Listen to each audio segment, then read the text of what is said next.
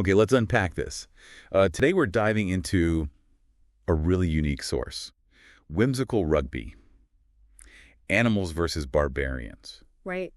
And this isn't, your standard sports report. Not at all. Far from it. It's actually a fictional story, painting this picture of just an incredibly chaotic, totally rule-bending, and honestly pretty funny rugby match. Yeah, it sounds wild just from the title. Exactly. So our mission for you listening in is really to pull out some insights from this bizarre world where rules are almost weaponized, and the players are these huge characters. Larger than life, absolutely. So just hearing that setup, what immediately jumps out at you? Well, what's fascinating, I think, is how it just plunges you straight in. You're immediately in this world where the lines between order and chaos are just completely blurred, especially with the authority figures. Oh, yeah. Good point. It sets a tone, doesn't it? Where, control feels like maybe it's an illusion or maybe it's actually kind of a dangerous weapon itself. That's a really powerful way to put it. Yeah.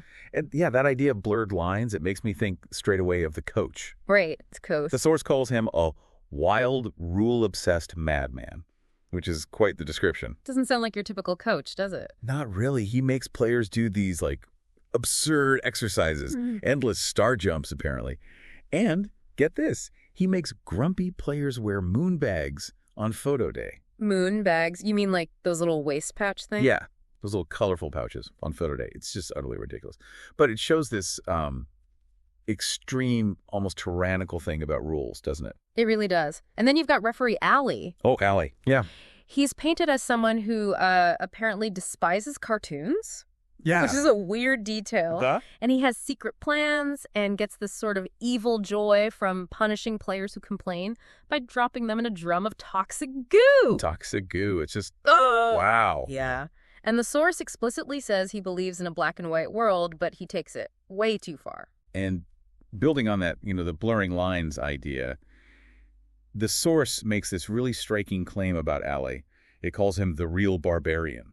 Ah, okay. Interesting. He's described as aggressive, brutal, cruel, insensitive, and not very bright.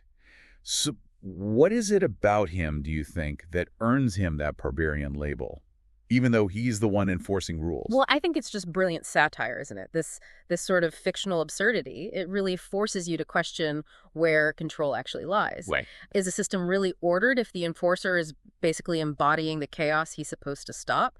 Ali, the rule guy, he becomes the symbol of lawlessness in a way. That's a great point. It suggests the barbarian isn't always the one breaking rules, but maybe the one who twists them or weaponizes them, really challenges how we see authority and, what fair play even means. So, okay, if the authority figures are these sort of twisted barbarians, what about the actual players, the ones called barbarians, or the animals? Yeah. How do they stack up? Let's look at number 15 for the barbarians. Conan, described as half animal, half human. Whoa. An unstoppable machine, apparently. Doesn't care much for rules, but is also called the best protector. There. It's contradictory, isn't it? Very. Brute force, but loyal. Yeah. And the source even hints at a cyborg future for rugby. Can you imagine? Bionic props. Yeah. Well, it definitely pushes that larger-than-life idea even further, doesn't it? Makes you wonder about the future of sport, I suppose. It does. So Conan's this chaotic but maybe compelling figure. Seems like it. And the game itself, it dives right into that same chaos from the start, right? Yeah. Animals number 2, Phoenix, drops the ball. First scrum. Classic rugby start, even amidst the madness. Then number 9, Gorilla, puts the ball in. Number 8, Kangaroo picks it up. And Kangaroo. He sounds like quite the character. Yeah. How so? A ladies' man. Apparently treats his teammates like a harem. Yeah. And just chats nonstop. Always one of those on a team. But he has this special dislike for the barbarians, hissing about the pitch being a foul sty, swine manure, a rotten pig pen. Real venom there. Wow, okay, so it's personal. That adds this sort of visceral layer, doesn't it? Even in this crazy world, the stakes feel really high for these players. Definitely, and it all leads up to this brilliant rule break. Snake makes a forward pass to Buck. Ah, the cardinal sin in rugby. Exactly. Ball cannot go forward out of the hands, and referee Ally.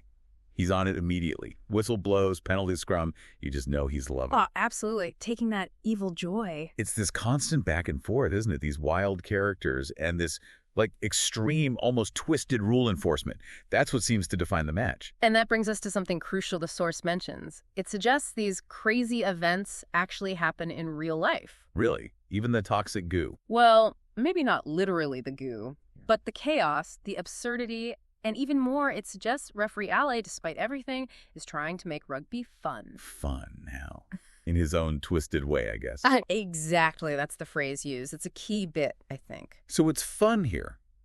Is the source saying that chaos is the fun? Mm-hmm. Or that Ali's warped sense of order is somehow fun? It kind of shifts Ali, doesn't it? From just being the villain to being this, I don't know, dark provocateur. Mm.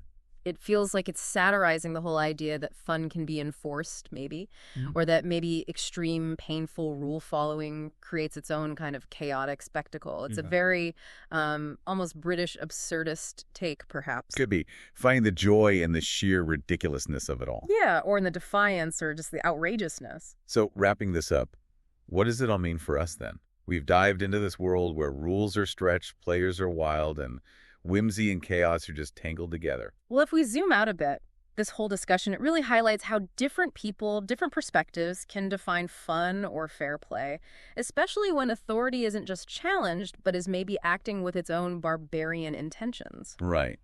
The ref as the real barbarian, trying to inject fun through spite, it seems like. Pretty much. So it kind of leaves you wondering, doesn't it? Is strict, even twisted, rule following what makes a game truly fun? Or is it the unpredictable stuff? The whimsical bits, the barbarian elements, do they add to the appeal? What does this whole bizarre story tell us about competition itself? And that urge, maybe it's human, maybe animal, to just bend or break the rules. It's definitely something to think about. Yeah.